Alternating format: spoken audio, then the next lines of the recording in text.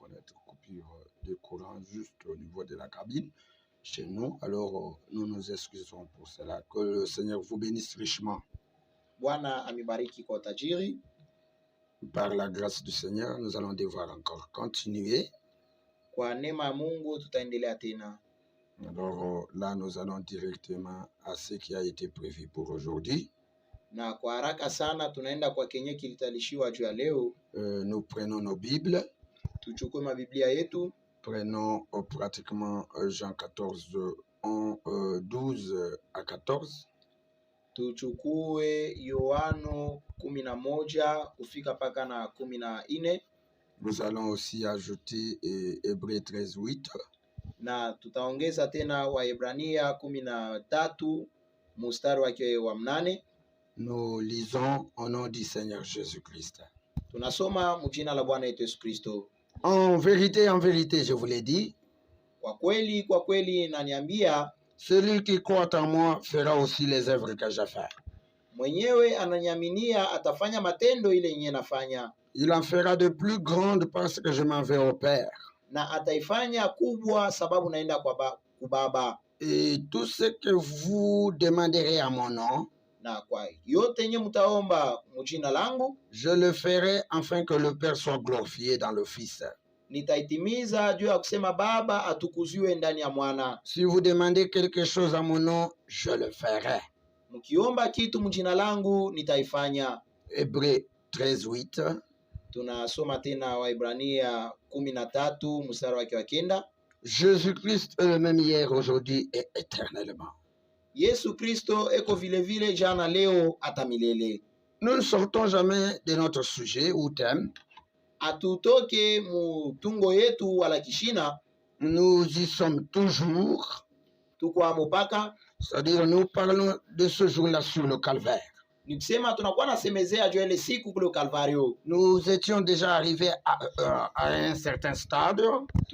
Tulishafikia mkiwango moya où nous devrions vous montrer sincèrement kwenyewe tulipasha kumionyesha kwa kweli que s'il a donné la vie, ya kwamba kama alipatia uzima, c'est-à-dire il a fait quelque chose pour nous. Nikisema alitufanisia kitu. Et s'il a fait quelque chose pour nous, na kama alifanya kitu moja juu yetu, alors nous devons nous demander qu'est-ce que nous devons faire pour lui. Na sasa tunapasha kujiuliza nini tunapasha kufanya juu yake. Branham nous a dit qu'il a pourvu un moyen pour que nous puissions le suivre. Na Branham alituambia kusema alitayarisha namna kusema juu tupate kumfuata. Jésus n'est pas mort à la croix pour que son œuvre s'arrête. Yesu asikukufe kumsalaba juu kusema kazi lake isimame. C'est pour cela la Bible dit, na njoo kwa maana Biblia inasema, quand les Grecs sont venus, wakati wale wa Greki walikuya, il leur a dit, aliwaambia kusema, que ce n'est pas le temps pour vous de me voir. Ya kwamba haina wakati juu yenu juu ya kuniona. Il faudrait que le grain de maïs tombe dans la terre. Ilipendeza ile mbeko ya mindi yanke mbulongo, qu'il puisse mourir, ipate kufa, et quand il repousse, ça donnera beaucoup de maïs.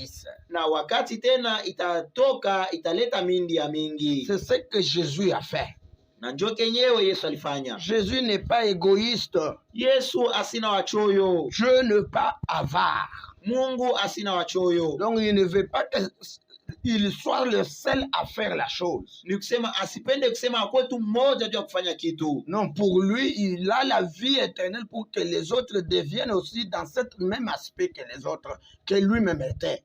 Hapana, juu yake anakuwa na uzima milele juu ya kusema watu nao wafike mkile kenye alikuwa. Et surtout que Hébreux 13, 8 vous dit qu'il est le même hier, aujourd'hui et pour toujours. Na kwa zaidi Waebrania 13 mstari wake 9 inaniambia kusema eko leo jana leo hata milele. Alors quand l'amour de Dieu a comblé, na sasa wakati mapendo ya Mungu ilijaa, ce n'est pas que Dieu est encore au-dessus du peuple, haina kusema kwamba Mungu anakuwa tena juu ya taifa ou parmi son peuple, wala kati ya taifa yake, mais Dieu devient dans son peuple. Lakini Mungu anakuwa ndani ya taifa yake. Et ça a toujours été l'objectif de Dieu. Na inekalaka pana kifukuzio ya Mungu. Et c'est ce qui avait été depuis le commencement. Na njoo kenye kilikuwa tangu mwanzo. Puisque l'esprit de Dieu était en Adam, sababu roho ya Mungu ilikuwa ndani ya Adamu, et il avait la juridiction de toute la terre. Na alikuwa na uangalisho wa bulongo zima. Il donnait les ordres à toutes choses pour que ça puisse obéir selon l'autorité que Dieu lui a offerte. alikuwa analeta maagizo kubitu vyote juu ya kusema vimutii kufuatana na mamlaka yenye Mungu alimpatia. Et cela était dû par rapport à la vie de Dieu qui était en Adam. Na ile ilisemewa kupitia maisha ya Mungu yenye ilikuwa ndani ya Adamu. Et c'est de là que nous avons dit que dans chapitre 6 de Genèse, na pale ndio tulimeambia kwamba sura yake ya 6 Mwanzo, Dieu a vu que l'homme a péché. Mungu aliona kwamba mtu alitenda zambi. Et le péché était tellement plein sur la terre. Na zambi ilikuwa mingi sana pa bulongo. Il se repentit akatubu d'avoir créé l'homme. Jua nini aliumba mtu. Et il s'est dit, na asema, mon esprit n'habitera plus dans l'homme. Na roho yangu haishi kuikala paka ndani ya mtu. Ce qui a fait que l'homme devrait maintenant continuer à mourir et à diminuer le temps de vivre sur la terre. Kenye kilifanya kusema mtu endelee na kufa na masiku yake kwa kilogo pa bulongo. Et l'homme est allé réellement jusqu'à mourir pour que Jésus apparaisse. Na mtu alienda paka mkufa juu ya kusema Yesu aonekane. Et quand Jésus apparaît, na wakati Yesu anaonekana, il était la clé de voûte. Alikuwa fungulo ile ya juu. Il était le pivot. Alikuwa ile chongo pour lequel ou la colonne sur laquelle tout le monde devrait avoir la vie. Kupitia ile nguzo yenye watu wote walipasha kupata uzima. Jésus venant sur la terre, Yesu mkuu hapa bulongo, on pensait qu'il y avait que lui seul qui pouvait faire les œuvres de son père. Tulikuwa nadhania kusema yeye peke yake aliweza kufanya matendo ya baba yake. Mais avant qu'il rentre au ciel, lakini mbele yeye kurudia hapa kumbingu, il prête serment devant ses disciples. Anafanya kiapo mbele ya mitume. Quand Jésus dit en vérité, wakati Yesu anasema kwa kweli, c'est comme Dieu qui a juré devant Abraham. Ikusabile Mungu mwenye alilapa mbele. Il a dit, je jure par moi-même. Alisema nalapa kupitia mipeke. Ta postérité possédera la porte de ses ennemis. Uzao wako itashika mlango wa adui. Et même Jésus avec ses disciples, na vile vile tena Yesu na mitume, il leur dit en vérité, aliwaambia kusema kwa kweli. Il n'a jamais menti. Asialandake. Il a dit la vérité. Alisema ukweli. Je vous l'ai dit. Nawaambia, c'est lui qui croit en moi. Mwenyewe ananiaminia. Fera aussi les œuvres que j'ai fait. Atafanya naye matendo yenyewe nafanya. Il en fera de plus grandes. Na ataifanya kubwa. Parce que je m'en vais au Père. Sababu naenda Et kubaba. tout ce que vous demanderez à mon nom, na kiote kile mtaniomba mjina langu, je le ferai. Nitaitimiza. C'est un sermon devant ses disciples. Ilikuwa kilapo mbele ya mitume. Si aujourd'hui on ne peut pas arriver à faire ça, kama leo hatuwezi kufikia mwili, nous n'avons jamais cru en Jésus-Christ. Hatuamini yake Yesu Kristo. Ça n'a jamais changé. L'écriture ne sera jamais anéantie. Andikwa itaribikwa kamwe. Ici on n'a pas dit que le pasteur qui croira en Dieu ya kwamba batumishi wenyewe wataminia Mungu, ou le prophète qui croira en Dieu, wala nabii mwenyewe atamwamini. Mais il est dit, lakini nasemewa c'est lui. Ule. Amen. Amen. Cela ne peut pas vous surprendre qu'un prédicateur ne puisse pas faire ça, mais un huissier faire ça. Pourquoi? Il a cru en Dieu. Et croire en Dieu, croire ce que Jésus a dit, c'est vivre la vie de Christ. Ça ne sera même pas la même personne. Il doit faire ça, puisqu'il a la vie de soi-même. Non, il fera ça si et seulement si la même vie qui était en Christ, le même Père qui était en Christ et qu'il a répandu sur le calvaire pour que les autres puissent la voir, si et seulement si le Père est en vous, vous ferez les œuvres de Christ. Et il a ajouté que vous en ferez davantage. Donc vous ferez plus même que ce que moi j'ai fait. Et William Branham est venu, il a prêché, il a dit, ça mâchait le mot, que Jésus a eu plus de succès dans mon ministère plus que quand lui-même marchait sur la terre. Comment ça? namna kani Il n'a pas donné le Saint-Esprit. asikulete Roho Mtakatifu, Il a soufflé sur les gens. lakini alipepria tujua Mais la watu. vie qui était en lui, Lakini uzima yenyewe ilikuwa ndani aussi yake. longtemps qu'il n'était pas encore à la croix, Wakati yenyewe asikuwa le kumsalaba, calvaire n'a pas encore eu lieu. Kalvario haikuwa Il ishatimilika, n'avait pas le droit de prendre la vie qui était en lui et mettre dans quelqu'un. asikukuwe na ile maeneo ya kubeba maisha yenyewe ilikuwa ndani yake kuitia na Mais nyamutu. je vous informe Lakini nimepatia que habari dans la vie de William Branham, ya kwamba maisha ya Branham un certain jour, siku moja avec une déclaration ou un témoignage, na ushuhuda moja devant une certaine veuve. mbele ya mtu mwenye siku na Bwana. Amen. Amen. C'est la sœur Arthur Haïta. Ilikuwa ni kwa dada Tirai. Amen. Amen. Amen.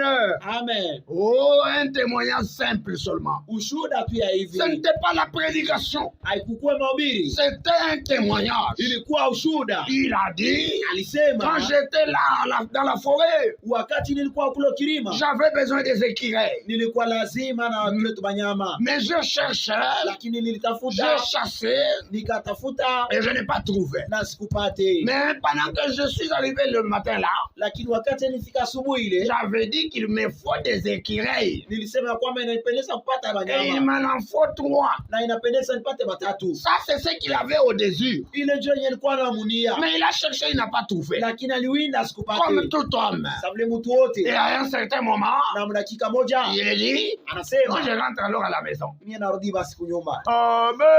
Amen. Pendant qu'il prend 2 pas, 3 pas, Wakati yenye alikuwa anatembea, la même voix sauti moya qui lui moya a toujours parlé. yenye Il namsemezeaka lui dit, non, je suis l'éternel. inamwambia kwamba ni kwa Mais milele, tu as dit, lakini que tu as ulisema besoin de 3 écureuils. unakuwa lazima na banyama tatu. Oui, maintenant, Ndiyo c'est sasa le moment. ni wakati Tu dois les avoir. unapasha kuipata, Mais je cherchais, non. lakini nitafuta. Amen. Amen. Mais je suis l'éternel Lakini kwa milele qui te parle. mwenye anakwambia Maintenant même, na sasa toi hivi parle. wewe sema tu Et les écureuils seront là. na banyama watakuwa pale. Pendant qu'elle témoigne de ça, Wakati alikuwa shuhudia juu il y ya a une hili, sœur qui a déjà eu confiance. kulikuwa dada mwenye alikuwa na tumaini, Elle n'avait pas tellement confiance en Branham puisqu'il était Branham, asikukuwa na tumaini sana mwa Branham sababu alikuwa Branham, mais il ne pouvait pas voir Branham sans qu'il voie Christ.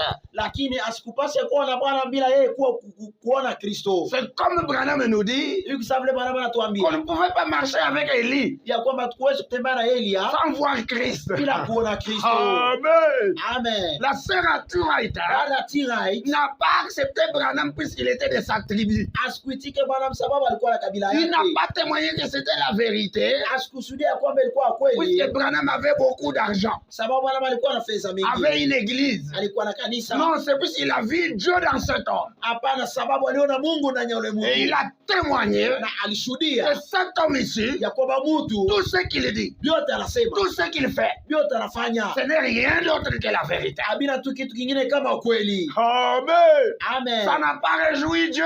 Haikufurahishe Mungu, Ça réjouit Branham. ilifurahisha Bwana. Branham s'est senti à l'aise Branham alikuta de musahe ce témoignage que je venais de donner. ya kwamba ushuhuda yenye naleta Mon diacre à moi, shemasi wangu qui mimi a mangé même l'écureuil, mwenye alikula hata ule il nyama, était à la table. alikuwa Il kumeza, les a touchés. aliwagusa, Il a mangé ça. alikula ile, Mais il a douté de ça. lakini alishakia Mais juu ya cette ile. veuve ici, Lakini mwanamke sans manger, bila kula, mais puisque j'ai parlé seulement, sababu tu nasema elle a laissé cette confiance être glissée devant les gens. na anawaacha hii tumaini ingie ndani. Le fait que Branham était réjoui, Namna tu ile Bwana alifurahi, le Dieu là qui s'est fait sentir sur place, Mungu mwenye alisikilisha pafasi, ce n'était pas le Dieu qui venait du ciel. haikukuwa Mungu mwenye alitoka kumbingu, C'était le Dieu qui était en Branham. ilikuwa ni Mungu alikuwa ndani ya Il dit Bwana. que j'ai senti l'onction Anasema kwamba nilisikia upako que je n'ai jamais senti. yenye siasikia yake. Amen. Amen. Que Dieu soit loué. Mungu apewe sifa. Amen. Amen. Même quand il dit, Hata wakati anasema il y a des choses, hein, kuna kwa vitu pour les comprendre, hein, juu ya kubielewa il faut les vivre. inapendeza kuishi, Pas lire seulement. hapana kusoma tu. Amen. Amen. Il dit, Anasema il m'a dit, aliniambia donne-lui mpatie tout ce qu'il voudra. kyote anataka. Amen. Amen. Il lui a dit à partir d'où? Anamwambia kupitia wapi? Il a entendu comment? Alisikia namna C'était gani? la journée. Ilikuwa Ils msimu. étaient avec la sœur. Walikuwa na Est-ce que la dada. sœur aussi a entendu ça? Eti dada naye alisikia. Le Dieu que nous avons aujourd'hui Mungu mwenyewe tunakuwa naye leo est à l'intérieur. eko ndani ya mtu. Amen. Amen. Quelqu'un qui est à l'intérieur, Mtu mwenyewe kwa ndani quand tu lui parles, wakati anasema toi tu n'entendras pas. wewe hautasikia, Moi je vais entendre. lakini mie tasikia. Est-ce que vous c'est ça? Eti mnafuata ile. Ce n'est pas que Haina Dieu a kusema quitté le ciel là et il est descendu. Non. Mungu alitoka mbingu na anashuka, hapana. Non, c'est ce que vous appelez réveil. Hapana, njoo kile mnaita uamsho. Il s'est réveillé seulement en Branham. Alilamuka tu ndani ya Bwana. Amen. Amen. Il était réjoui. Alifurahi. Et il a dit, Alisema donne-lui ce qu'elle veut. umpatie kyote Il anataka. n'a pas dit que moi je vais le donner. Asikusema ya kwamba mie Mais tampatia. Dieu connaissait Na Mungu que je alijua vais ouvrir une porte. ya kwamba nitafungua mlango. Comment donner la vie éternelle Namna gani kuleta uzima aux milele gens qui l'ont blasphémé, kwa watu wenyewe alikufuru, les gens qui étaient dans le péché impardonnable. watu wenyewe alikuwa mzambi asipokusamehewa, On leur donne quand même le Saint-Esprit kuwapa Roho Mtakatifu sans se repentir. bila Ils kutubu, n'ont jamais été à l'église. ama kuwa kio kanisa. Pourquoi? Juu ya nini? Le calvaire en avait déjà ouvert la porte. Kalvario ilikuwa ilishafungula Le mlango. calvaire donnait droit Kalvario ilikuwa inaleta madaraka à l'homme de rentrer dans tout ce qu'il avait. kwa mtu juu ya kurudi kukiota alikuwa Le titre incontestable, ile yenye hatuwezi kushakia, le titre de propriété. ile yenye kitu ya kuwa mwenye kushika kitu. Amen. C'est Amen. pour cela Branham a dit, Na njoo kwa maana Bwana anasema maintenant même, na sasa hapa ma sœur, dada yangu, si c'est l'argent dont tu as besoin, kama ni pesa ndio anakuwa na lazima, pas demain, hapana kesho, maintenant. lakini hapa sasa. Il était sûr, Alikuwa mwenyewe kwa il avait la hakika, foi parfaite. alikuwa na imani kamilifu, Et on a la foi parfaite, na tuko na imani kamilifu si et seulement si wakati tu le parfait est en toi. kikamilifu kimo ndani yako. On a l'amour parfait, Tunakuwa na imani mapendo kamilifu si et seulement si kama tu le parfait est en vous. kikamilifu kimo ndani yetu. S'il n'est pas là, Kama ina sina pale, tu as l'affection. unakuwa tu na mapendo ya kupenda bure. Amen. Amen. Celui qui rend parfait, Mwenye anafaa mtu mkamilifu c'est Dieu. ni Mungu Et yepeke, il avait déjà dispensé cette vie. lakini alikuwa alishakabula ile maisha Pourvu qu'un homme juu ya kusema mtu devienne parfait. akuwe Et un mkamilifu. jour, Na siku moja Branham se met debout, Bwana malisimama il prêche un sermon, anahubiri mahubiri la stature d'un homme parfait. kiwango cha mtu mkamilifu. Amen. Amen. Pourquoi il devait parler des choses comme ça? Juu ya nini alipenda kusema vitu hivi? Écoutez maintenant, Musikie sasa, nous allons avancer avec lui. tutaendelea na Bwana. L'accusation.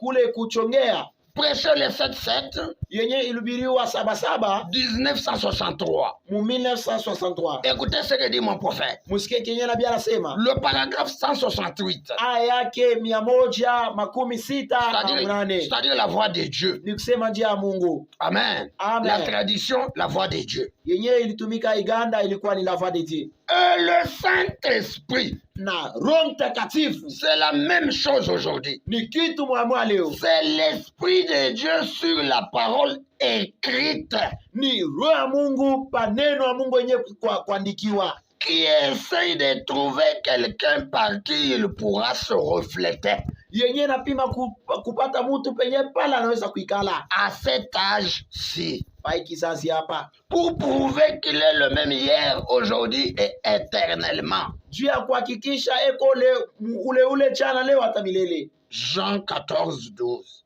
Yohano 14 na 12. Vous ferez vous aussi les œuvres que j'ai fait. Nanyi mtafanya matendo yenye nafanya. Jésus-Christ le même hier, aujourd'hui et éternellement. Yesu Kristo ule jana leo hata milele. Branham dit, voyez, Na Bwana anasema munaona, il cherche constamment inakuwa natafuta wakati yote à se frayer un chemin pour arriver à se refléter. juu ya kupata njia ya kuwezi kuikala ndani ya mtu. Amen. Amen. Se refléter.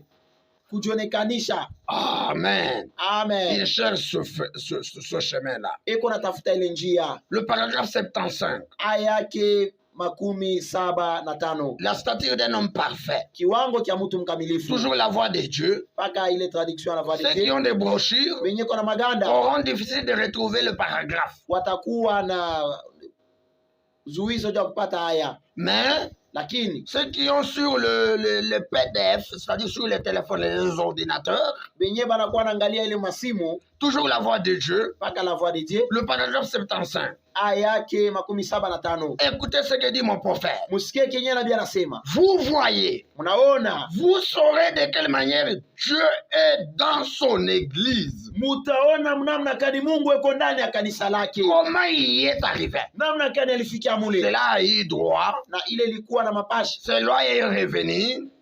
Ile sheria ilirudi. C'est par le calvaire. Ni kupitia Kalvario. Il fallait mettre au monde. Ilipendeza kuzaa. Et il a mis au monde na alizala l'épouse. Bibi harusi. Et dans cette épouse-là, na ndani ya ule bibi la harusi vie qui est dans l'épouse, usima yenyewe kwa ndani c'est la yake vie même de Christ. jo usima wa Kristo. C'est pour ça Abraham dit, na choka mama na masema Amen. amen. Un homme qui se marie, Mtu mwenye anaoa, le premier fils aîné de cet homme-là, mtoto wa kwanza wale mtu c'est sa femme. ni mke wake. C'est là où je vous ai toujours tracé Na jo kwenye na napelekaka pour vous dire juu ya kumwambia que vous devez d'abord éduquer votre femme. ya kwamba unapaswa kwanza kufundisha mke Il wenu. faut travailler sur votre femme. Inapendeza kutumika juu ya mke Tu wenu. venais de te marier, Unatoka mkuoa ou tu n'as pas encore travaillé pour ta femme, au yatumike juu ya mke wako pour la faire réellement devenir toi. juu ya kuweza kumfikisha kuwe wewe. Non, 2 semaines tu es à la maison, Hapana, juma mbili kukunyumba, 4 mois tu es ailleurs. miezi 4 mnakuwa Pendant que fasili. tu venais de te marier maintenant, Wakati yenyewe unatoka mkuoa tu n'as même pas une année avec ta femme. au wakuwa hata na mwaka mwana Mais mke tu wako, fais des voyages même de 5 mois. lakini unakuwa na safiri hata miezi 5. Tu ne connais pas ce que tu fais. Aujue kenyewe unafanya. Même dans la loi de Moïse, Hata msheria ya Musa, quelqu'un qui s'est marié, mtu mwenye alikuwa naoa, un nouveau marié, mtu mwenye alikuwa naoa ne partait pas au combat. asikuwe naenda Il mkozi, était exempté de certaines tâches walikuwa anamtosha kwa mambo mengine pourvu qu'il s'en occupe de sa femme juu ya kusema angalie mke et wake, l'amener véritablement ce qu'il veut qu'il soit. ni kusema amfikishe mkitu kenye anapenda afike. Pourquoi ça? Juu ya nini ile? Puisque une fois que vous avez bien éduqué votre femme, Puisque sababu mara moja wakati yenyewe unafundisha mke wako mzuri, cela est possible que les enfants qui naîtront de lui ile inawezekana ya kwamba watoto wenye atazarika seront déjà automatiquement éduqués par vous. watakuwa walishafundishiwa na wewe, Puisque ta femme est devenue toi, sababu mke wako anakuwa wewe. même quand tu iras au travail, Hata wakati utaenda kazi tu n'es pas à la maison, au kunyumba, c'est ta femme qui éduque tes enfants tel que toi tu le veux. ni mke wako ndio mwenye anafundisha watoto mpaka vile unaitaka. Malheur à nous aujourd'hui, Ole kwetu sisi leo, à cause du travail, juu ya kazi, tu te maries aujourd'hui, unaoa leo, tu laisses la femme à la maison, unaacha mke tu kunyumba, vas dans l'emploi unaenda mkazi jusqu'à 4 mois. mpaka tu miezi Une 4. femme qui n'a pas 2 mois et 2 semaines avec toi, Mke mwenye asina na majuma mbili na tu wewe, n'as rien fait jusque-là. au yafai kitu tangu pale. Non, ton église, tu venais d'ouvrir aujourd'hui, Hapa na kanisa yako unatoka mkuifungula tu leo, es le mari de l'église. unakuwa bwana wa Tu kanisa devrais féconder l'église mwenye anapaswa kupeleka uzima et la kanisa faire réellement ce que tu veux. na kuifanya mnamna ile unataka. Non, tu donnes la chair 5 prédicateurs, tu n'as pas encore 1 mois. Au ya kwenda mwezi mmoja, lakini unapatia mimbali wa hubiri 5. Tu ne connais pas ce que tu fais. Au yeye kinyo unafanya, Qu'est-ce que tu fais? unafanya nini? Amen. Amen. Est-ce que cela est possible? Eti ile inawezekana. Celui-ci donne la vie. Huyu analeta uzima. Celui-ci donne la vie. Huyu analeta Ta uzima. femme aura quelle vie? Mke wako atakuwa na uzima kani? Vous n'êtes pas en mesure de faire un travail. Amuna maeneo juu ya kutumika. Alors laissez ce travail-là. Na mwache ile kazi ile. Amen. Amen. Ah, vous serez enseigné. Hiyo mtafundishiwa. Amen. Amen. Ici, Hapa il y a plus que Salomon. kunakuwa mwenye anazidi Salomo. Lui, Salomon, Yeye Salomo a eu un don. alikuwa na zawadi. Mais ici, Lakini hapa c'est le donateur. ni mwenye kuleta zawadi. Là, c'est terrible alors. Ile inakuwa ya nguvu sasa. C'était un souci pour moi dans ma vie. Ilikuwa lazima kubwa ndani ya maisha yangu. Chaque jour de ma vie, Wakati yote maisha yangu. depuis l'école primaire, Tangu ile masomo ya kidogo je lisais cette prière de Salomon nilikuwa nasoma maombi ya Sulemani, qui demandait la sagesse et l'intelligence. mwenyewe alikuwa naomba hekima na Et akili, quand Dieu lui promet qu'il va lui donner, na wakati Mungu anamlaka ya kwamba atampatia, il dit qu'il n'y aura personne ni avant toi ni après toi. anasema kwamba kutakuwa mtu ni mbele yako ni kisha wewe, qui aura la sagesse comme toi. mwenye atakuwa na hekima sawa wewe. C'était un souci pour moi. Ilikuwa ile lazima juu yangu. Alors ça me dérangeait beaucoup. Ilikuwa nauniuzi sana. Alors que j'aimais aussi la sagesse Na nilipenda sana hekima et l'intelligence na akili comme Salomon. Savle Sulemani. Amen. Amen. Amen. Amen. Dieu m'a fait quand même sourire un peu. Mungu alinichekesha kwanja. Amen. Amen. Parce que depuis l'école primaire Sababu kwanza ku masomo yangu ya chini jusqu'à l'état, à l'exétat, mpaka na kule masomo ya juu je n'ai jamais occupé la deuxième place. si abebake fasi ya pili. Je ne connaissais pas ça. Si ukuwa najua ile. Le fait de s'inscrire seulement dans une classe, Namna tu kujiandikisha mshule. je savais que c'est moi le premier. Nilikuwa najua kwamba mimi wa kwanja. Amen. Amen. Et je disais quand même que Dieu m'a donné quand même ça. Na nilikuwa nasema Mungu ananipatia kwanza. Mais un jour, Lakini siku moja. Dieu merci. Aksanti Mungu. Un jour, Siku moja. je lis un sermon. Nilisoma mahubiri. Ici, Hapa il y a plus que Salomon. ya kwamba hapa panakuwa kupita Alors ça Sulemani. m'a fait un peu troubler. Na ile ilinyangaisha. J'ai repris l'écriture. Nikarudishia kusoma. Qu'est-ce que ça veut dire? Hii inapenda kusema Dieu nini? avait dit, Mungu alisema personne n'aura la sagesse comme Salomon. hakuna mwenye atakuwa na hekima sa Ni Sulemani. avant ni après toi, Salomon. Wala mbele wala kisha Sulemani. Jésus vient. Yesu Il anakuja. dit ici, il y a plus que Salomon. Anasema hapa kuna kuwa kuzidi Je ne Sulemani. pouvais pas comprendre. Sikuwezi kuelewa. Branham vient. Bwana anakuja. Il prêche maintenant. Anahubiri sasa. Quand il prêche, Wakati anahubiri je saisis la vision. nilikuwa nashika kuona. Amen. Amen. Vous n'allez pas vous comparer aujourd'hui. Hamwezi kulinganisha Il n'y leo. a pas un ministère Hakuna huduma qui leo. va se dire que lui a un grand ministère. Non. Mwenyewe anaweza kusema anakuwa na huduma kubwa. Si et seulement si Kama tu n'est pas Christ sur la scène.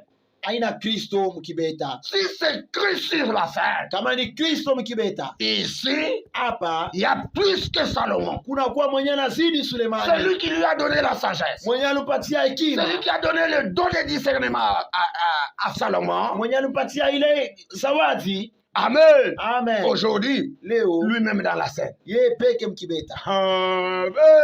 Amen. Oh, j'aime seulement le Seigneur Jésus. Napenda Bwana Yesu. Il a permis. Aliruhusu. Amen. Amen. Nous qui ne méritions pas. Sie batu benye bakustahili. Nous qui étions réellement, comme Branham le dit, Sie Pavle Bwana anasema les renégats. watu wenye kukataliwa. Les gens qui ne pouvaient pas être acceptés. Watu wenye kupase kuitikiwa. Les gens qui n'avaient pas de valeur. Watu wenye kwenda bei. Les gens qui n'ont rien sur cette terre. Watu wenye ana kitu pa Mais le Mungu. Dieu du ciel, Lakini Mungu wa qui nous a mbingu connus avant la fondation du mwenye monde, alitujua tangu ya tamsika il dunia. connaissait Alijua que quand nous parlerons, ya kwamba wakati asema Amen, Amen, sa gloire sera manifeste. utukufu wake utaonekana. Est-ce que toi tu ne vois pas Dieu? Amen. Amen. Toi tu n'entends pas Dieu? Wewe usikie Mungu. Nous ne sommes pas allés à la théologie. Atukwende kufunda masomo. Non, il y a eu la révélation. Hapana, kulikuwa Il ufunuo. y a la puissance qui a quitté le ciel, Unakuwa uwezo wenye alitoka mbingu. qui est venu sur la terre. Yenye ilikuwa pa bulongo. Pourvu que quand tu écoutes sa voix, Juu ya kusema wakati unasikia sauti yake. tu connais qui est Dieu, Unajua nani Mungu. comment il agit, Namna kana anatenda. comment il parle, Namna kana anasema. comment il marche, Namna kana anatembea. il est où. Eko wapi? Amen.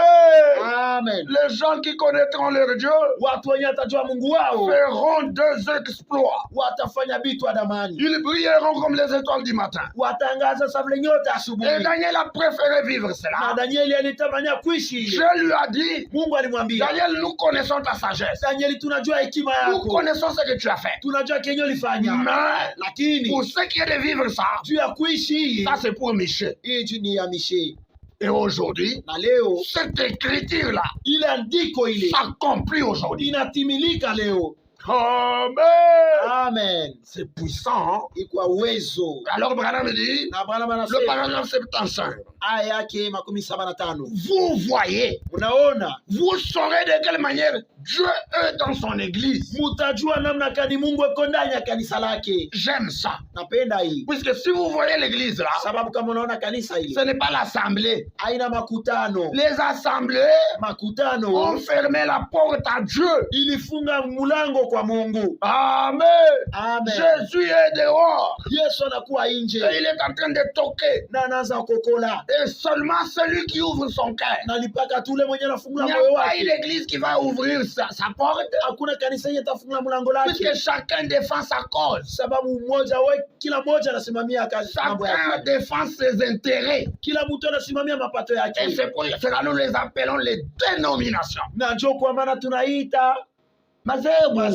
Amen. Amen. Ils ont leur credo. Wanakuwa na bisela yao, Ils ont quelque chose qu'ils défendent. wanakuwa na kitu kenye wanasimamia, Et c'est pour cela, na ndio kwa maana avoir une église kukuwa na ne kanisa signifie pas que vous irez au ciel. haimaanishi ya kwamba mtaenda kumingu. Avoir une église Kukuwa na kanisa ne signifie pas que vous serez enlevé. haimaanishi ya kwamba mtanyanyuliwa. Branham a dit, Bwana il alisema y a des églises qui feront néant. kuna kwa kanisa yenyewe haitaenda hata mtu mmoja, Ça veut dire inamaanisha le pasteur pastori jusqu'au huissier. mpaka na kubasaidia, Personne n'était chrétien. hakuna mtu mwenye alikuwa Mais ça Mkristo. fait honte. Inafanya haya Quand une déclaration comme celle-ci wakati msemo sahihi est que dans une église na mkanisa où nous moja faisons les va-et-vient, kwenye tunaenda na nous kurudi, faisons tout ce qui vient possibilité. tunakuwa nafanya vyote vinawezekana, Mais de la chair na kwanza mimbali jusqu'au dernier banc, mpaka na kule kiti ya pili ya mwisho, personne n'est chrétien. hakuna mtu mwenye alikuwa Mkristo, Personne n'a été trouvé digne hakuna mtu mwenye alistahili pour aller dans l'enlèvement. juu ya kuwezi kwenda mnyanyulivu. Amen. Amen, Amen. amen. L'église ici, Kanisa hii c'est un individu. ni moto Et c'est en majuscule. na iko ende kuandikia kwa bunene, On a commencé par la lettre majuscule. balianza kuandika kwa unene, Et il dit l'église est maintenant censée na anasema kanisa inapasha sasa prendre la place de Christ. kuchukua fasi ya Kristo. Ce n'est pas moi qui dis. Aina mie ndio Je naisema, suis en train de lire. niko mkusoma L'église, kanisa, certains individus watu wengine qui sont certainement sortis wenyewe walitoka kwa kweli des églises. mu makanisa. Amen.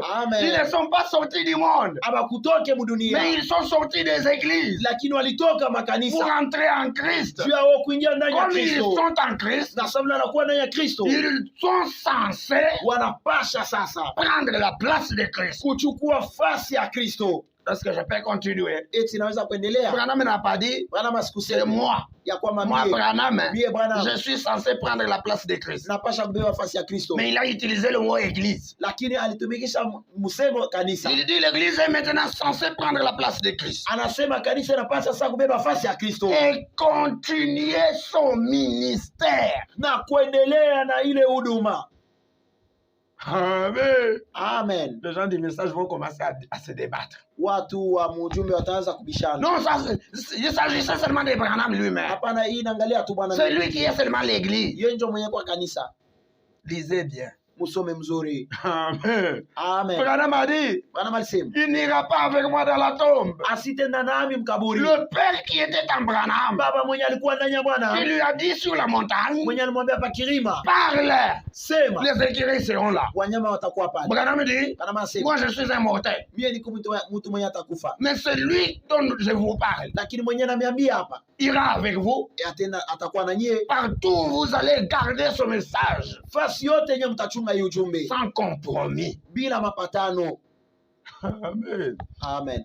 Il n'est même pas lui aussi égoïste. Hata yeye peke asina mtu wa choyo. Branham ne t'a pas dit que le message se termine puisque moi je pars. Bwana masikusema ya kwamba ujumbe unaisha sababu mimi naenda. Il préparait un peuple qui va continuer avec son travail. Alikuwa anatayarisha taifa yenye taendelea na kazi. Et la Bible la Bible avait déjà dit Na Biblia ilikuwa ilishasema que ya kwamba c'est lui qui croit en Jésus mwenyewe anamwaminia Yesu fera les œuvres que Jésus a fait. atafanya matendo yenye Kristo anafanya. Autrement dit, Mara nyingine kusema tu prends la vie d'un orangier unachukua maisha ya ile orange et tu le places dans un citronnier. na unaitia mumuti ya Et citron, que le citronnier contient la vie de l'oranger. na ile muti ya citron inakuwa na maisha ya muti ya orange. Vous aurez ce qu'on appelle pamplemousse. Mutakuwa na ile banaita pamplemousse, C'est vraiment proche ou c'est pratiquement des oranges. na ile inafanana kwa kweli na maorange. Amen. Amen. C'est-à-dire quand on regarde,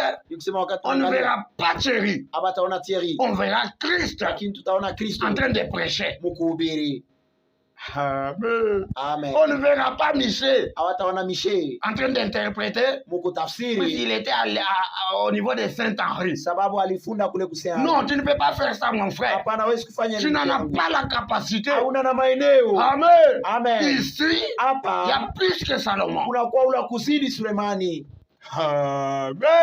Amen. J'aime ça. Napenda hii. Je me sens très bien. Nalisikia mzuri. Amen. Amen. Le diable peut faire tout ce qu'il peut faire. Shetani anaweza kufanya vyote, anaweza, Mais lakini la parole de Dieu neno ya Mungu ne sera jamais anéantie. haitaharibu kamwe. Il dit, Anasema l'Église est censée prendre la place de Christ kanisa inapaswa kuchukua nafasi ya Kristo et continuer son ministère. na kuendelea na ile huduma. C'est là où je vais vous le dire. Na njoo kwenye napenda Que le kumiambia ministère qui se passe maintenant, ya kwamba huduma yenyewe inapitikana hapa ce sasa ne sont pas les Éphésiens 4, aina Efeso 4, c'est Christ lui-même. ni Kristo yeye pekee. Amen.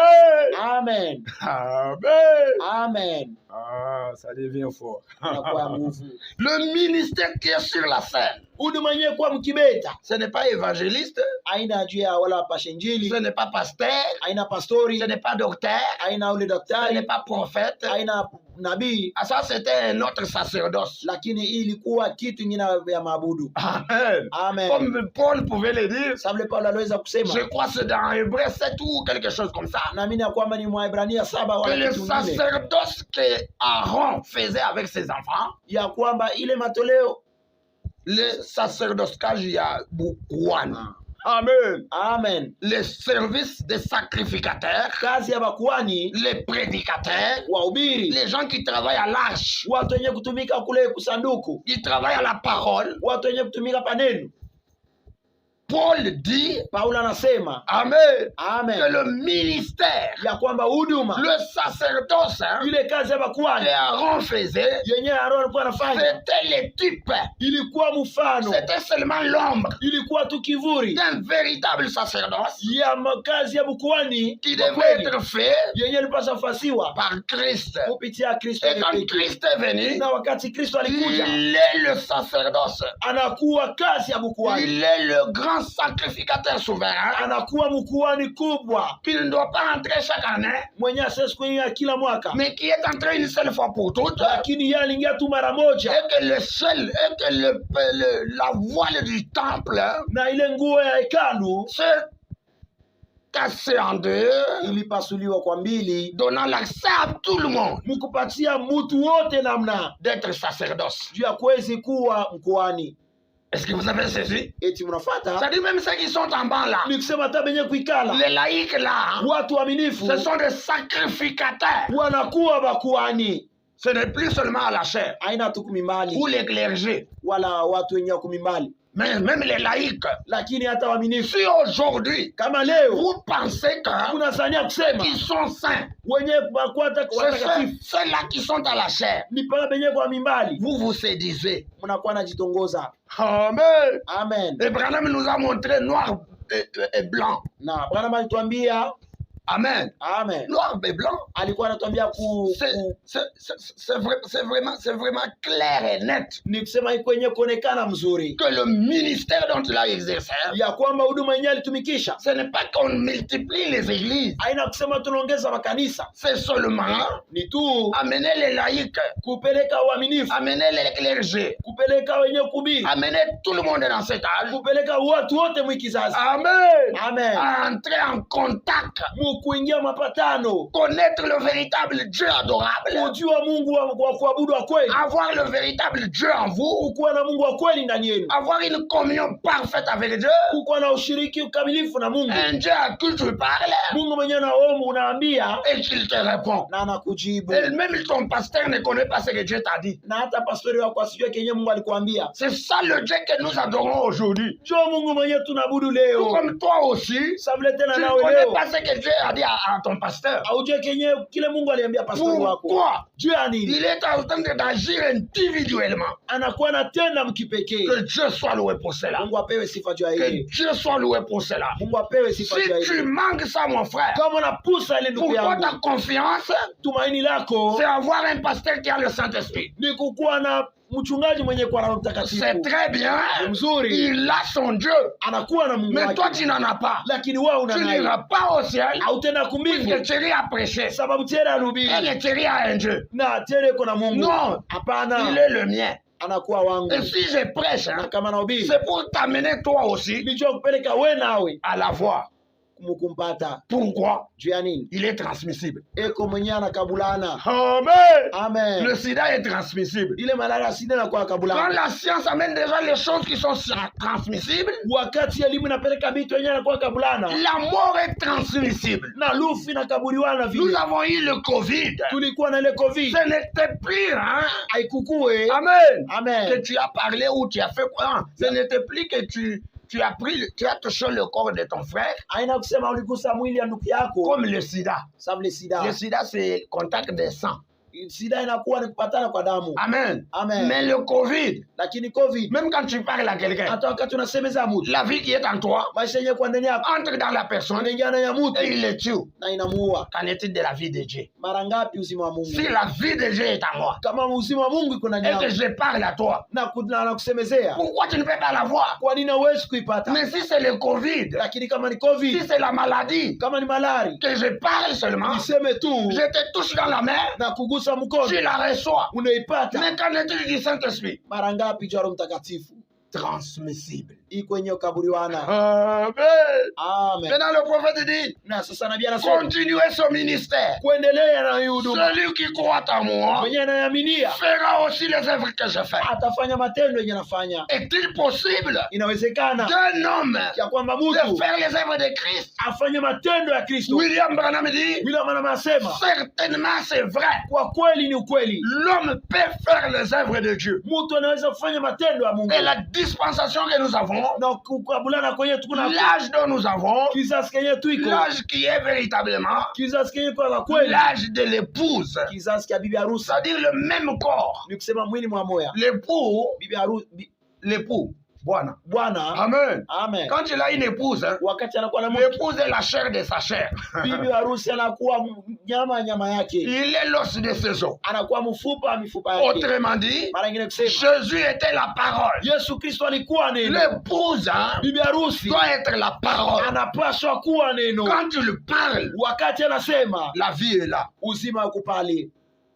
Amen. Amen. Alors il dit, Na sasa anasema celui qui croit à moi mwenyewe ananyaminia fera les œuvres que je fais. atafanya matendo yenye nafanya, Encore un peu de temps na kisha muda kidogo et le monde ne me verra plus. dunia istaniona, Cependant, vous, na wakati yenye nyie vous me verrez. nyie mtaniona, Car je serai avec vous sababu nitakuwa nanyi et même en vous na ndani yenu jusqu'à la fin du monde. mpaka na mwisho wa dunia. C'est cela. Ni ile Continuons son œuvre. mukuendelesha kazi lake.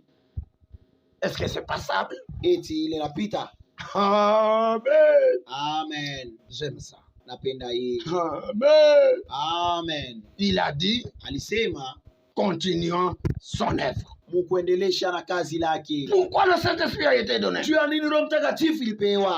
Amen. Amen. Le prophète a prêché sur ça. Nabii alihubiriwa ili Je n'ai pas prévu cela. sikutayarisha ile. Mais si vous allez au paragraphe 43, Lakini kama mnaenda ku aya yake 13 vous allez comprendre que mutaelewa kusema le prophète dit, nabii anasema pourquoi le Saint-Esprit a été envoyé? juu ya nini Roho Mtakatifu ilitumiwa. Il dit, Anasema c'est pour continuer son œuvre. ni juu ya kuendelesha na kazi lake, L'œuvre de la rédemption.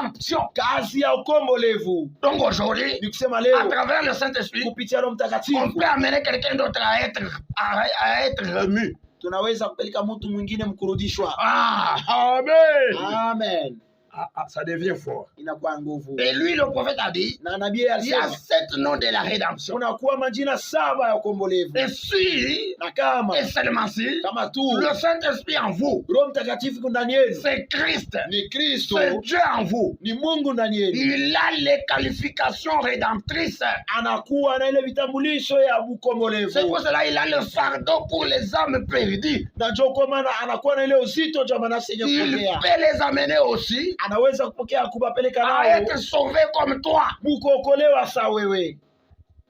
Ah, là, ça devient fort. Ile inakuwa nguvu. Alors aujourd'hui, Na sasa leo ce n'est pas Jésus qui sauve. aina Yesu ndio mwenye Il a kuokoa. sauvé une seule fois pour toutes. Aliokoa juu mara moja kwa Et il a permis na que aliruhusu nous puissions retirer cette vie-là ya kwamba tupate kubeba ile uzima et le mettre en vous na kuitia ndani et yetu aller dans ta famille, na kwenda mjamaa amener aussi cette vie-là dans ta famille, kupeleka ile uzima ndani ya jamaa, sauver ta femme, kuokoa mke sauver wako, tes enfants kuokoa watoto et wako sauver même ta famille, na kuokoa hata jamaa, même ta tribu. hata kabila yako.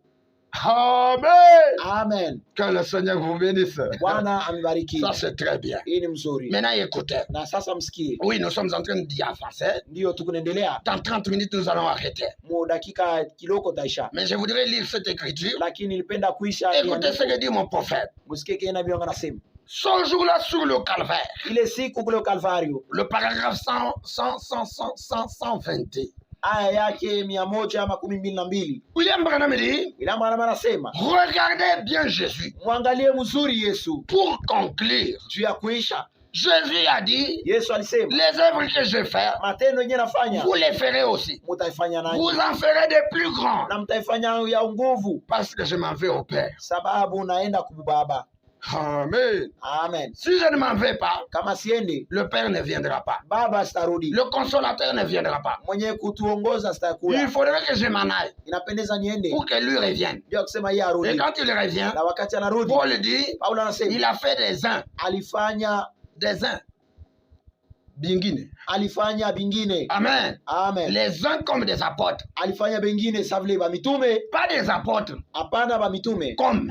sa vile ba mitume. Donc il faut avoir d'abord Christ hein, Ni kusema inapendeza kuwa mbele la Kristo pour être un apôtre. juu ya kuwa mtume. Tu n'es pas comme Pierre qui a suivi chaque jour, Hauna sa vile Petro mwenye alifuata siku yote, mais lakini malgré qu'il était avec Jésus 3 ans et demi, aizuru alikuwa na Yesu miaka 3 na il kipande, était disciple.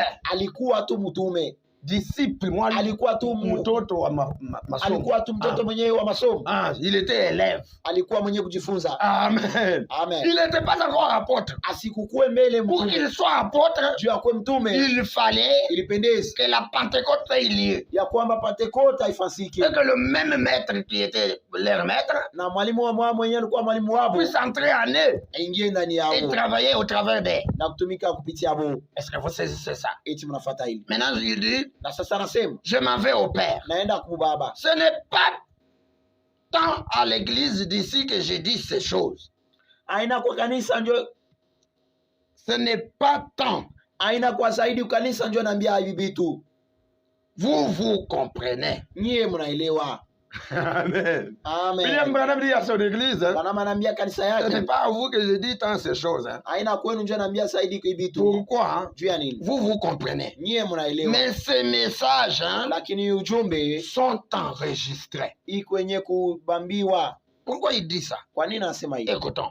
Il Tusikie. dit ces messages sont enregistrés. Anasema hiyo ujumbe kwenye kushikiwa. Pas seulement vous qui allez écouter ça, Hapana tumbe mwe benye mtaisikia, mais c'est aussi enregistré. lakini kwenye kushikiwa tena. Ça ira partout, Itenda nafasi yote jusqu'à Fungume. mpaka na Et kufunguruma. nous l'avons ce message là. Na tuko na ile Maintenant ujumbe. il continue, il dit, Na sasa naendelea des kusema dizaines de milliers de personnes watu maelfu na maelfu les écoutent dans le monde entier. wanakuwa naisikia dunia nzima. Amen.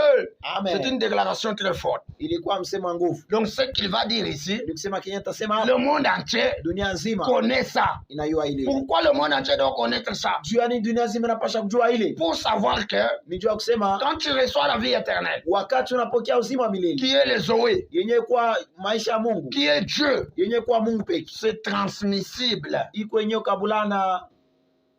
Tu en as donné à qui? Ulipatia nani? Maintenant, une église qui fera néant. Lakini na kanisa yenye itapusa mtu. C'est-à-dire même le pasteur n'avait pas la vie. Ni kusema hata pastori mwenye asikuwe na uzima. Amen. Amen. Pendant que cette vie-là Na wakati ile uzima est déjà relâchée. iko yenye C'est kuachiliwa. pour cela Branham dit, Na choko mabana ce n'est masema. pas seulement à vous que j'ai dit ça. Haina tu kwenu ndio nasema hii. Nous enregistrons les messages. Lakini tunashika hii maujumbe. Et nous enregistrons sur des bancs. Na tunakuwa na kuishika mabite. Et c'est écouté partout dans le monde. Na iko yenye kusikilika fasi yote mdunia. Dans le monde entier. Mdunia nzima. Il continue et dit, Anaendelea mkusema. je vais répondre tout de suite à cette question. Napenda kujibu kwa haraka kwa hii swali. Pour les critiqueurs, Juu ya watu wenye kuchekelea. on m'a souvent dit, Bananyambiaka kwa zaidi. rapporté, wananiambiaka, Ils disent, wanakuwa nasema, mais vous croyez la Bible? na mnaamini Biblia? Jésus a dit, Yesu alisema, ces œuvres que j'ai faites, matendo yenye nafanya vous les ferez aussi. mtaifanya Et vous nami, en ferez de plus grandes. na mtaifanya kubwa, Parce que je m'en vais au Père. sababu naenda kubaba. Ce n'est pas un slogan, Haina tu msemo, c'est la parole de Dieu. inakuwa neno ya Et Mungu elle ne sera jamais anéantie. na haitaribiwa kamwe. Si toi tu ne peux pas la vivre, Kama wewe hawezi il kuishi, y a un témoin kuna kwa mshuhuda il va le vivre. mwenye ataishi. Amen. Amen. Comment pouvez-vous être si moche, monsieur? Namna gani mnaweza kuwa tena hivi, ndugu yangu? Amen. Amen. C'est Branham qui parle. Ni Branham ndiye Et anasema, cette question-là, na iswali c'est comme si ça injurie. inakuwa savile, anakuwa na chambulana, C'est péjoratif. inakuwa ya kuuji. Il dit, Anasema, comment vous pouvez être si moche? namna gani mnaweza kuwa tena Monsieur. mnaweza kuwa tena moshi mwananchi? Amen. Amen. Si moche, hein? Kuwa tena moshi. Amen. Amen. Amen. Quelqu'un qui est moche.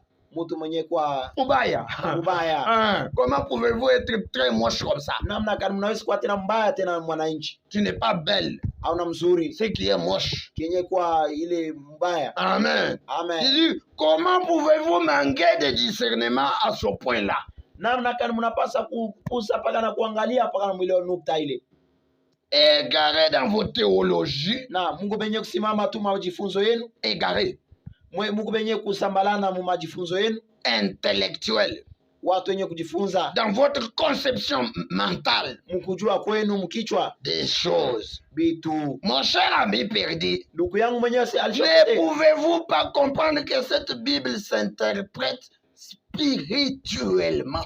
Amwezi kuelewa kusema hii Biblia inajitafsiri kwa mkiroho.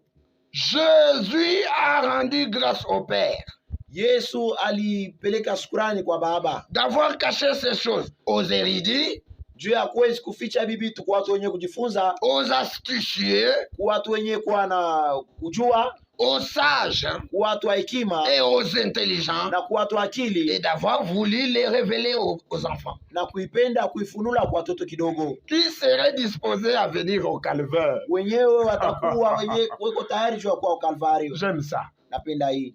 Oh, je suis docteur. Wewe unakuwa daktari, Je suis évangéliste. na kuwa pashenjini, Oh, je suis berger pasteur. na kuwa pastori Oh, je suis mchungaji, prophète. na kuwa nabii, Archibishop. na kuwa ule wa juu. J'ai fait d'école et d'école. Nilifanya majifunzo ya J'ai majifunzo, été dans telle université. nilikuwa mshule na shule J'ai hivi, fait la théologie et théologie. nilifanya majifunzo ya hivi na hivi.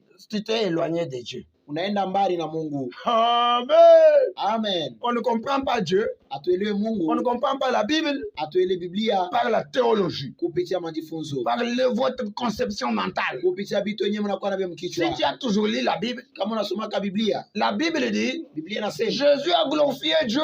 Yesu alipeleka shukrani kwa Mungu, Il a rendu grâce à Dieu.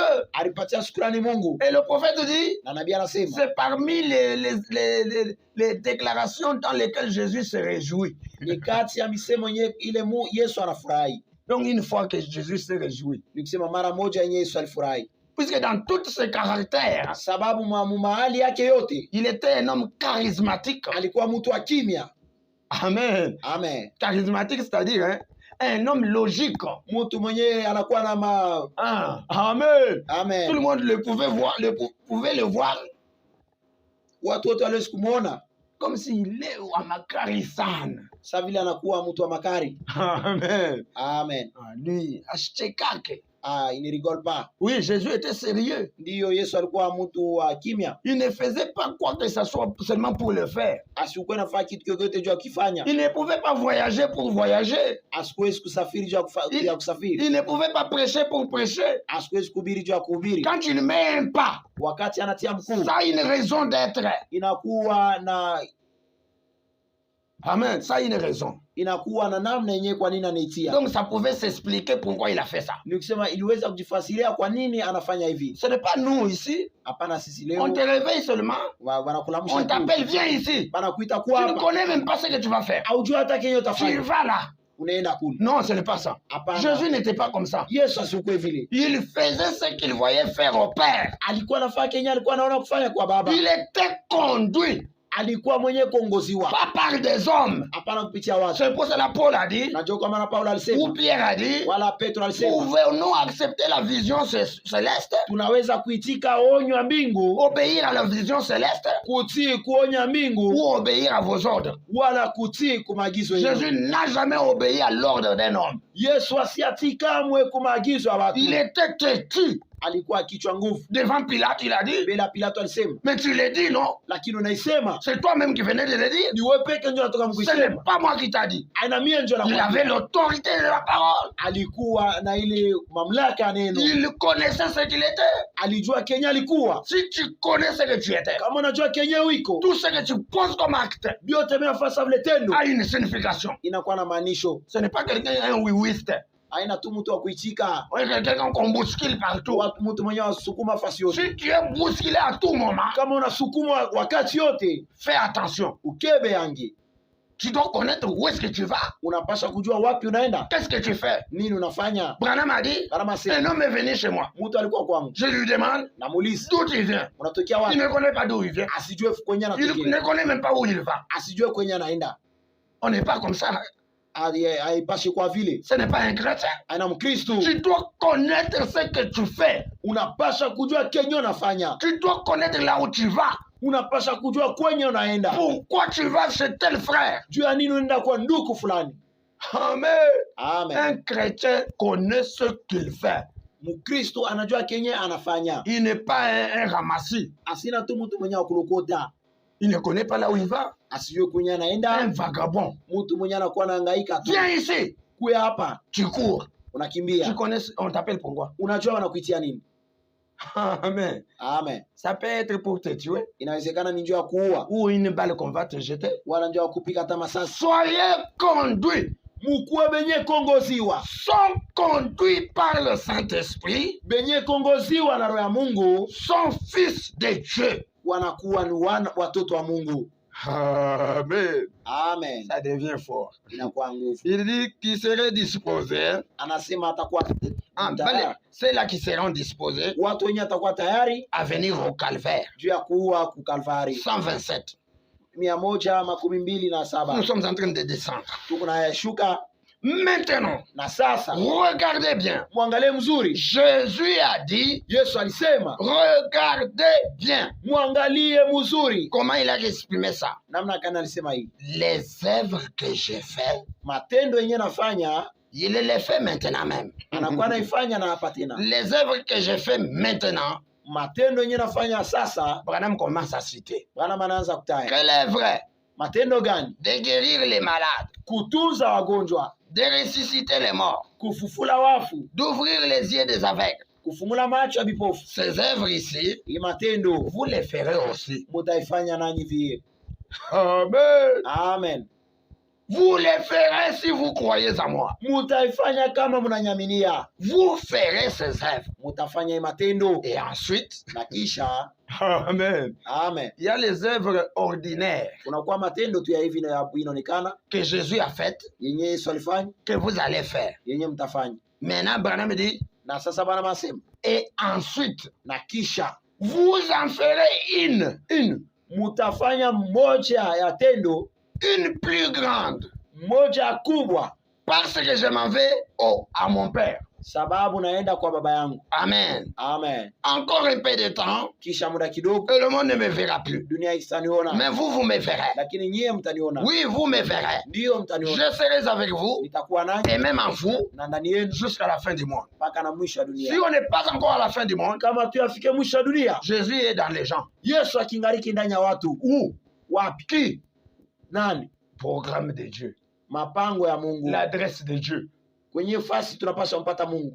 Il faut le chercher. Napendeza mtafuta. Quand tu trouves cet endroit-là, Wakati unapata ile fasi, comme Corneille, Savle Konei il a trouvé l'endroit où Dieu demeurait. alipata fasi yenye Mungu alikuwa anaikala, Et c'est Dieu qui lui a dit, na ni Mungu ndiye alimwambia va à Jopé. wende, À Jopé, wenye wende kwa Jope, c'est un village. inakuwa mgini. Appelle cet homme qu'on appelle Simon Pierre. Uone uitole mtu banaita Simoni Petro, Il habite chez un corollaire, Simon Corollaire. anaishi kwa Simon Koholea. Appelle-le, Umwite, lui connaît le programme de Dieu. yeye anajua mapango ya Mungu. Lui connaît ce qu'il faut te donner toi. Ye anajua kinini napasha kupatia. Mais Dieu au ciel Na Mungu mbingu n'est pas capable de t'envoyer au ciel. asina na maeneo ya kutuma Ça kumbingu. se trouve déjà sur la terre. Inapatikana pa bulongo. Tu déranges Dieu pour rien au ciel. Unakuwa na ushi Mungu kumbingu kwa bure. Va chercher Jopé Uende katafute ile mugini ya Jope et chercher cet homme-là. na utafute ile mtu, Et quand lui sera là, na wakati atakuwa pale il va te donner la chose. atakupatia kitu. Il a eu où? Alipata wapi? Au calvaire. Kalvario. Amen. Amen. Le calvaire a pourvu un moyen. Kalvario ilileta manamna Pourvu que le chemin soit ouvert. juu ya kusema njia iko wazi, Où on peut parler avec Dieu. kwenye tunaweza sema na Mungu, On peut souper avec lui. tunaweza kula na chakula magharibi, Dormir avec lui. kulala naye, Parler avec lui. kusema naye. Cela est déjà disponible. Ile ilishawapa fasi, Pas seulement pour les laïcs et les clergés. hapana tu juu ya watu Watumishi. watumishi, Non, pour tout le monde. lakini juu ya watu wote, Même celle qui torchonne. hata mwenye na kolopo, Même le huissier. hata msaidizi Il entre dans la présence de Dieu. anaingia mwepo wa Mungu, Il lui parle. anamsemezea Et Dieu lui répond. na Mungu Si anamjibu. ce n'est pas le cas, Kama ina hivi, trompez-vous. mjidanganye. Dans notre église, il y a Dieu. Mkanisa yetu mnakuwa Mungu C'est bien. ni mzuri, Mais écoutez ce que dit votre prophète. na msikie kinye nabii anasema, Je ne vous laisserai point orphelin. sitamiacha kamwe yatima, Je prierai le Père. nitaomba Baba Il vous enverra un autre consolateur. atamitumia mwingine wa kumiangalia, Le Saint-Esprit Roho Mtakatifu que le monde ne peut recevoir. yenye dunia haiwezi kupokea, Mais vous, lakini nyie vous pouvez le recevoir. mnaweza kuipokea. Amen. Amen. Maintenant, Na sasa remarque mwangalie les œuvres matendo plus grandes, kubwa c'est d'avoir la puissance dans l'église. ni kukuwa na uwezo mkanisa. Ce n'est pas moi qui parle. Aina mie ndio Je nasema, ne suis pas le prophète de l'âge. sina nabii wa kizazi. La parole ne vient qu'au prophète. Neno inakuwaka tu kwa nabii, Il est la bouche de Dieu. anakuwa kinywa ya Mungu, Il est la voix de Dieu. anakuwa njia ya Mungu. Ce qu'il dit, Kenye anasema il n'a pas raisonné. asikuwazi, Il dit, anasema il s'est coupé seulement la tête. alijikata tu Et kichwa Dieu est la tête. na Mungu eko kichwa, Et il commence à parler. na anaanza kusema Amen. amen. Maintenant, il dit, Na sasa anasema les œuvres plus grandes, matendo kubwa sana c'était d'avoir la puissance dans l'église. ilikuwa ni juu ya kupata uwezo mkanisa. J'aime ça. Napenda Et je suis de près. na niko karibu, Je suis en train de suivre de près. niko nafuatia karibu ile L'église, hein, ce n'est kanisa. pas l'assemblée. Haina makutano, Un individu ni mutu qui a la puissance. mwenye kuwa na uwezo. Il dit maintenant, Anasema sasa cette puissance-là, ile uwezo hii non seulement de guérir les malades. hapana tu ja kutunza wagonjwa. Donc si tu viens ici, Ni kusema kama tu unakuwa mets une ligne de prière. unatia mstari wa Tu maombi, pries pour les gens. unaombea watu Et qu'ils sont guéris, na wanapona, moi je ne serai pas surpris. mie sitashtushwa. Amen. Amen. Ça ne suffit pas. Aieneli Il continue, il dit, anaendelea guérir les malades par la prière. kutunza wagonjwa kupitia maombi, De chasser les démons par la prière. kuandama mapepo kupitia maombi. Amen. Amen. Tout ça, hein, Vile vyote la puissance, oui. uwezo ndio, Pas seulement de faire ça seulement. hapana tuja kufanya ile. Si tu peux faire ça, Kama unaweza kufanya tu ile n'as pas encore toute la puissance. au ya ukuwe na uwezo. Maintenant, le prophète dit, Na sasa nabii anasema mais, lakini, Amen, amen, mais, lakini de transmettre la vie éternelle mkukabula uzima wa milele aux croyants. kubaminifu, Ah, ça devient fort. inakuwa nguvu. Quand tu viens à l'église, Wakati unakuwa kanisa, tu es un croyant. unakuwa mwaminifu. La chair Mtu mwenye kwa mimbali doit te transmettre la vie éternelle. inapaswa kupatia uzima wa milele. Si votre chair Kama mimbali yenu ne vous donne pas la vie éternelle, haimipatia uzima wa milele, de la chair kumimbali jusqu'au dernier banc. mpaka na kiti ya mwisho. Amen. Amen. Amen. Amen. Ah, vous pouvez vous-même en juger. Unaweza kuhukumu wewe pekee. Oh, je ne peux rien dire là. Siwezi kusema kitu. Donnez un mot qui peut être là. Mulete msemo yenyewe Parce que inawezekana. Branham dit, Sababu na ce n'est masema pas seulement guérir les malades, haina tu kutunza ou wagonjwa ressusciter les morts. wala kulamsha Nous, watu. dans notre église, hein, Hapana mkanisa quand wetu. on prie pour les malades, Wakati wanaombea wagonjwa, les gens sont guéris. watu wanapona. Très bien, mon frère. Mzuri ndugu yangu. Amen. Amen. On prêche avec puissance. Wanahubiri na uwezo. Exactement. Kwa kweli. Amen. Amen. Vous en avez la puissance. Mnakuwa na uwezo. Vous êtes la dynamique. Mnakuwa njoo bit. Non, dynamique, la puissance. Mnakuwa uwezo. Amen. Amen. C'est normal. Ni ya sawa. Et ça, Na hii c'est donné à tout le monde. inakuwa yenye kupewa kwa watu wote à faire ça. juu ya kufanya hili, Guérir les malades, kutunza wagonjwa, chasser les démons. wana mapepo. C'est le temps Inakuwa wakati où Judas peut faire ça. Yuda anaweza kufanya hili. Amen. Amen. Mais il ne peut pas arriver au calvaire. Lakini asiwezi kufikia Kalvario. Avant que le calvaire arrive, Bila Kalvario ifike, il va mourir. atakufa. Amen. Amen. Soyez sûr et certain Mkuwe benye kwa que hakikisho celui que tu suis, toi là, ya kusema mwenyewe unafuata ule, quel que soit le nom que tu lui as donné, aizuru jina yenyewe umpatia, prophète, nabii, archibishop, ule mhubiri wa juu. Amen. Amen. Quel que soit le nom que tu l'appelles, Aizuru jina yenyewe unamuita, appelez-les comme vous les appelez. umuite sabule Mais mnabaita. moi, je te prêche le message. Lakini mimi nakuhubiri Si ujumbe et seulement si, kama tu il ne peut pas te transmettre la vie. asiwezi kupatia uzima. D'abord, lui-même est stérile. Kwanza yeye asiwezi kuleta uzima, Lui-même n'a pas la puissance. asina na uwezo. Lui-même est mort. Ye mpeke kufa, Comment il va te donner la vie? namna kanaweza kupatia uzima? Vous voyez comment vous suivez en désordre. Unaona namna kana mnafuata tu mfujo. Amen. Amen. Ah, là, les pasteurs et les bergers commencent à dire non, cet enfant-là, Ndio wapastori na wachungaji wanaanza kusema sasa, ule mtoto ule ce n'est pas moi. haina C'est le mimi, message du temps de la fin. ni ujumbe wa wakati ya mwisho. Cet âge dont nous vivons, Kizazi kenye tunaishi dans une église mkanisa où les dons opèrent puissamment, mwenye mazawadi natumika kwa nguvu, ce n'est pas un problème. haina mambo. Les dons Mazawadi ne vaincront jamais Satan. haitashinda shetani kamwe, Plutôt, lakini tu Satan, shetani il tourne même là dans les dons. anazungulukaga hata Il mazawadi, peut même jouer avec ça. anaweza hata kucheza Vous nayo. risquez de servir Satan sans le savoir. Mnaweza kutumikia shetani bila kujua. C'est pour cela qu'il a dit, Na ndio kwa maana nasema ils peuvent guérir les malades. wanaweza kutunza Donc wagonjwa, la guérison est là. ni kusema matunzo iko Chasser pale, les démons est là. kuandama mapepo, Faire toutes ces choses-là. kufanya vyote bile, Mais la chose principale, lakini kitu kia c'est juu faire des gens des paroles. ni kufanya watu wakuwe neno. Amen. Amen. Là, ça devient fort. Hein? Ili na kwa nguvu, La parole de Dieu neno la Mungu vaincra Satan partout et dans tous les cas. itashinda shetani fasi yote na wapi. Amen. Amen. C'est pour cela qu'il dit, Na ndio kwa maana nasema, mais de transmettre la vie aux croyants. lakini kukabula uzima kwa uaminifu. Le Saint-Esprit allait venir Roho Mtakatifu ilipasha kuja et serait remis dans les mains de l'Église na ilipasha kuditia mumikono ya kanisa pour transmettre la vie. juu ya kuleta uzima. Autrement dit, Mara nyingine kusema transmettre la semence kuleta mbeko, et non les feuilles, hapana majani, les fleurs. maua. Amen. Amen. Amen. Amen. Transmettre la sève qui est dans l'arbre.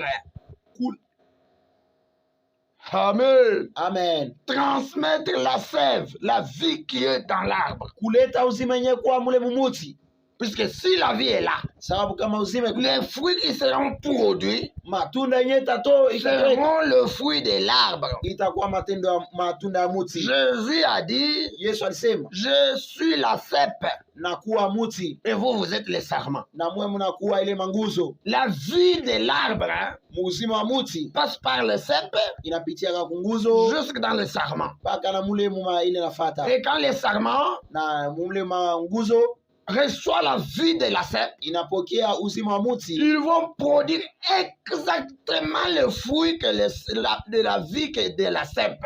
italeta kwa kweli uzima matunda ya muti. C'est ce que nous prêchons. Na ndio kenye tunahubiri. Amen. Amen. Oui, je suis en train d'arrêter. Ndiyo niko nasimamisha. Oh, c'est ce que le calvaire a signifié. Oh, ndio kenye ilimaanisha Kalvario. Nous sommes allés là. Tulienda Nous kule, avons touché ceci. tunagusa Nous hii, avons touché ceci. tunagusa hii, Tout ça peut être là. vyote vile vinawezekana Mais kwa. si tu n'y arrives pas à ça, Lakini kama ufike kui, tu n'as pas la vie en toi. au ya kuwa na uzima Tu ndani n'as pas yako, le pouvoir de donner ta vie haina na uwezo wa kupeleka, hauna na uwezo wa kupeleka uzima wako et la récupérer. na kuibeba. Alors que celui qui a fait ça, Na mwenye alifanya hii c'est Jésus-Christ. ni Yesu Kristo. C'est pour cela que Banam vous dit, Na ndio kama bana si on nasema, vous dit qu'il est mort, kama namsia kusema anakufa, c'est faux.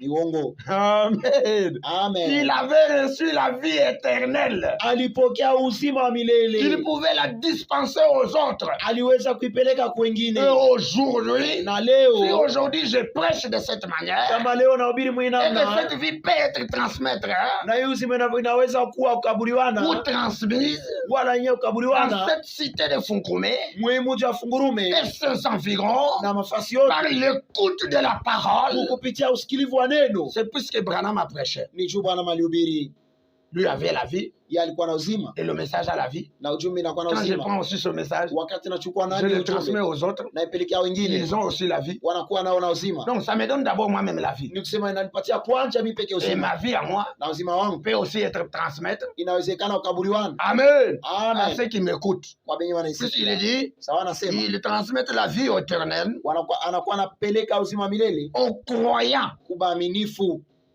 pas incroyants. hapana kwa mtu mwenye asiamini. Ce matin ou ce soir Hii magharibi ou cette nuit, wala hii usiku, pendant que je prêche, wakati ninahubiri, toi tu m'injuries. wewe unakuwa ni kumchambula Un incroyant, mtu mwenye asiamini, blasphémateur. mtu mwenye anakuwa na kufuru. Et cette vie dont nous parlons Na hii uzima yetu n'a tunasemezea pas de place chez toi. haina nafasi kwako, Même si tu fais semblant, hata kama una sura même yako, ton cœur, lakini roho yako sans cœur, inajua kwamba ou connaît très bien inajua mzuri que tu n'es pas pour avec ce qui est prêché ici. ya kwamba awitike kuibe yenyewe wanahubiriwa hapa, Tu es déjà condamné. ulishahukumiwa. Nous avons un langage clair et net. Tunakuwa na kusema tu kwa wazi, Puisque sababu c'est ce qui donne la vie aujourd'hui. ndio kenye kuleta uzima. Tu me Leo diras que tu crois Branham. utanyambia unaamini Branham, Oui, tu ne l'as pas vu. ndio akumuoni. Amen. Amen. C'est-à-dire que tu écoutes ce matin ou ce soir. Mwenyewe unasikia hii magharibi C'est ni Thierry. Thierry. Amen. Amen. En direct. Mukusikia.